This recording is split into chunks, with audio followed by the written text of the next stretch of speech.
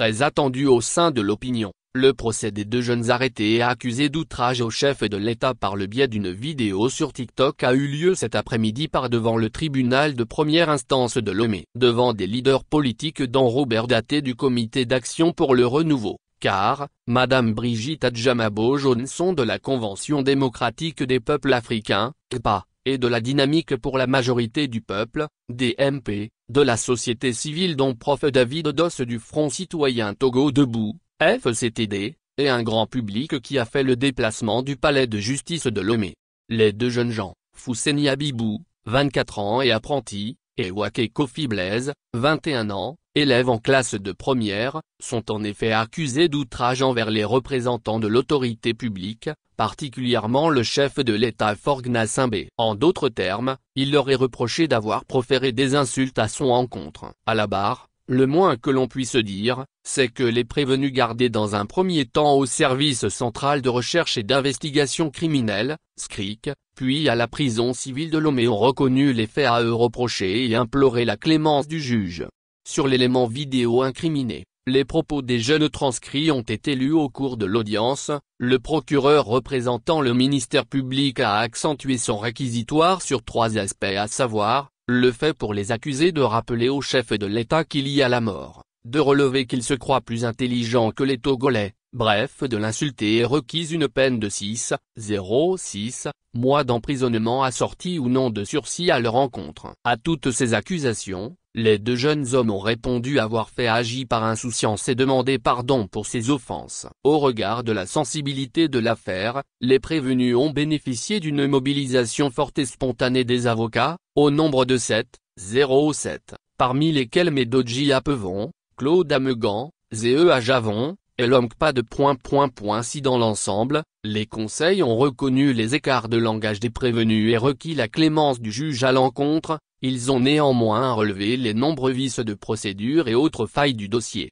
Tout d'abord sur les dispositions du nouveau code pénal fondant la plainte et la procédure, mais l'OMCPAD notamment a démontré le caractère infondé de la plainte sur la base des articles 490 et suivants avancés à l'appui, les sodites dispositions montrant clairement que la vidéo, pour être qualifiée d'outrage, ne devrait pas être publiée, alors même qu'elle l'était, requis du juge de déclarer non fondée et illégale la procédure et relaxer purement et simplement les prévenus.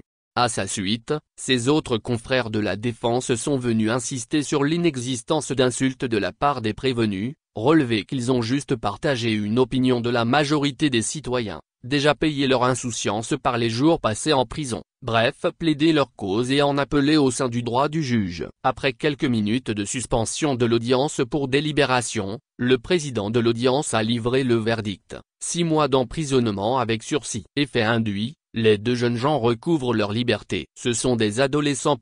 Ce qu'ils ont dit, c'est un cri de cœur qu'ils ont poussé. C'est vrai que la manière de le dire pose un petit problème.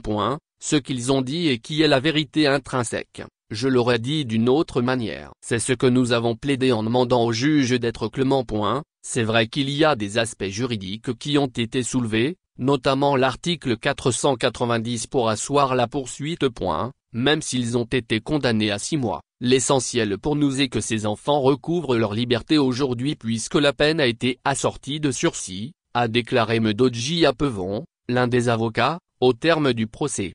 Cette décision est un soulagement pour les familles, proches, le public et certains acteurs, à l'instar du président national du CAR qui a tenu à féliciter le tribunal qui a compris que ce que les jeunes là ont fait n'est pas aussi grave pour qu'on les condamne à la prison et ils ont prononcé une peine de 6 mois de prison avec sursis. Faisons en sorte que le Togo soit vivable pour tout le monde, en a appelé Robert Yao Daté. Son de cloche différent chez le premier porte-parole du Front citoyen Togo debout. En tant que citoyen togolais, je suis particulièrement déçu.